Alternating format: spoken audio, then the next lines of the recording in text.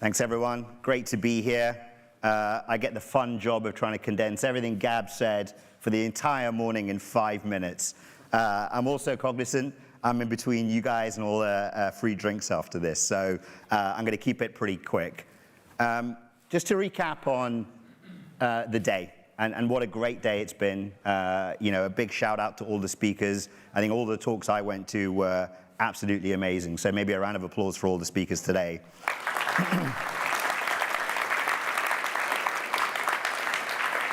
So what's our focus at FINOS? Now that we're ready for open source, and you heard a lot about how we transitioned from where we started in the bottom of a basement, and I will tell Madeline that not all developers wear hoodies. Some pretend developers can also wear suits as well, right? But from where we started trying to push open source, we've made a big transition to focusing on the commercial value, right? And focusing on and delivering ROI is a fundamental part of many of the talks that you guys all heard today. We must help organizations and the industry quantify the value of open source software and making sure that we can talk about all levels of engagement so you all can take back to your organizations the real value.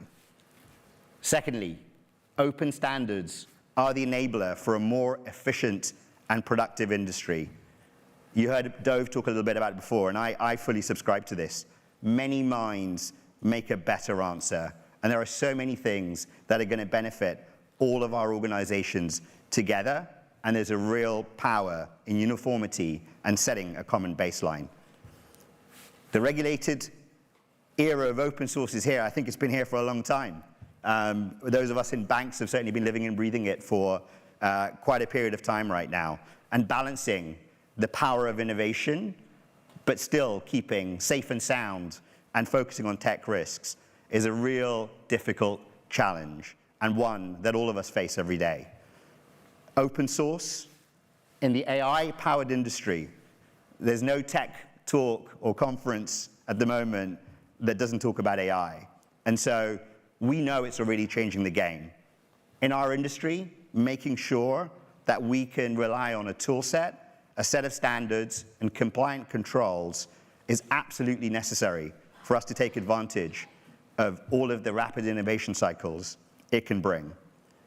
And so all of that is exactly why we're focused on our new mission. Madeline talked about it earlier. We spent a lot of time at the beginning of this year thinking about what are going to be the focus areas as we transition FINOS to the next stage of evolution. They're pretty bold goals and a bold vision to take, the next 5 years and move us forward. And it's going to take all of us here to contribute together and make sure we can continue to move the needle. So where is our energy going to be spent? So again, 5, 10 years. 10 years is a long time, so we'll stick to 5, right? There are 3 key pillars that we want to make sure we evolve FINOS to. We want FINOS to be indispensable to the financial services globally. We want the commercial value. We'll talk a lot about ROI, but it needs to be recognized at all of the levels across the industry amongst all of our participants, particularly at senior levels. And we need to make sure that FINOS is the operating model that we build and that we create for lots of our projects is scalable and also adaptable to the market evolution. If we think about focus areas, and this is just to call out some of them, the rollout of a formal conformance. How do we make sure we're indispensable? Concentrating on common cloud controls, as well as AI conformance, as you saw with the announcement earlier.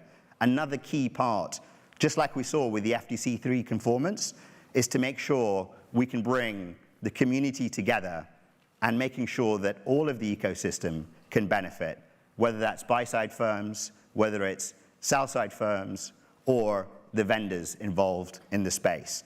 And you see that with the announcement, that the number of organizations and different participants in there was great to see. Regulation. We know, like I say, most banks live and breathe regulation every single day. that's going to continue to be a key part of our narrative as we start to operate, or we continue to operate in the world that we live in. And making sure we provide real leadership in that space will absolutely be a key focus. Within the second pillar, focusing on the ROI. We need a clear commercial ROI story. And most of us are here because we think open source is the right thing to do. That's certainly how I started here. But it's not just the right thing to do on its own. It's great business. If we think about some of the projects that we've got going on, you can't afford not to do it. It's a win-win-win situation. So if we think about tech debt, some of the examples that Dove gave, there's many things that we all are working on, which, once democratized, can free up real dollars that we can take back and make sure we're investing in something that really is a competitive advantage. And finally, that common way of doing things helps our industry get better and keep us safe and sound. So what are we doing next?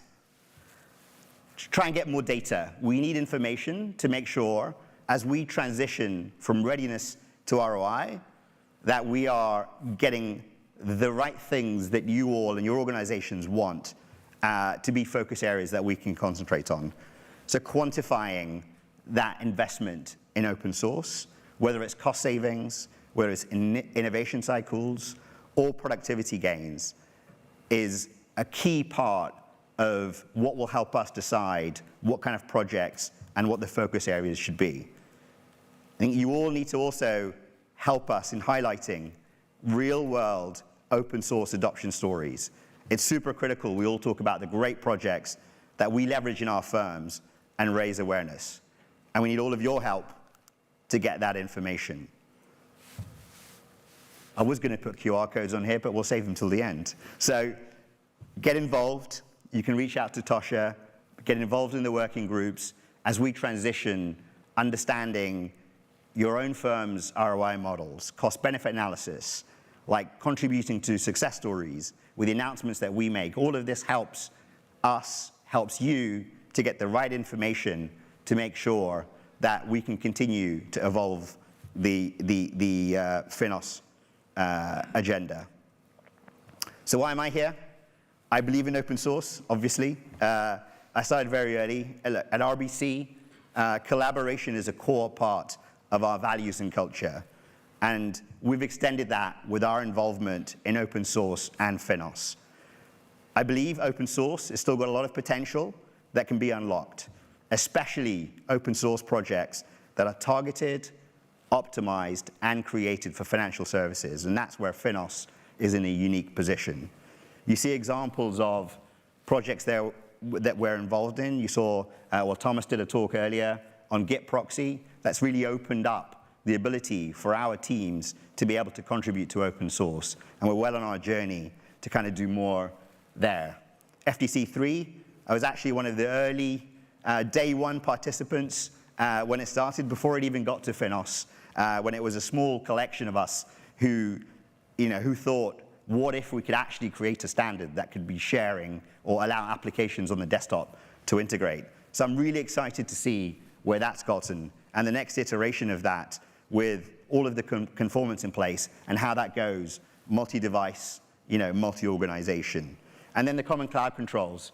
You saw the announcement earlier, keeping the industry safe and sound, especially with the advent of AI, is a critical thing that we're certainly focused on at RBC.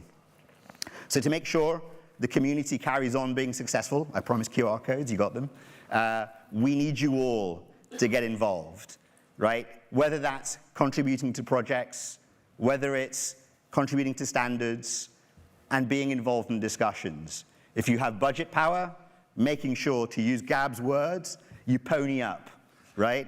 I think it's quite important to fund the ecosystem and fund the community on projects that you believe in. If you're working on a project, if it's good for your company, have that discussion.